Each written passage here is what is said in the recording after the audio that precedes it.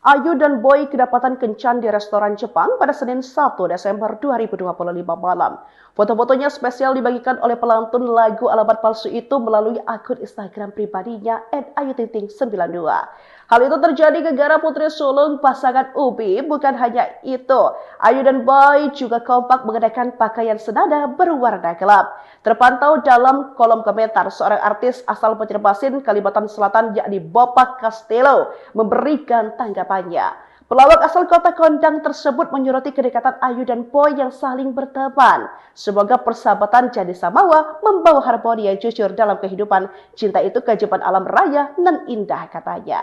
Selain Bopak, pedangdut senior Hetty Koesendang pun turut berkomentar. Dia bahkan mendoakan Ayu dan Boy berjodoh sampai ke pelaminan. Semoga bahagia sampai ke pelaminan ya, pasangan yang cocok, ujarnya.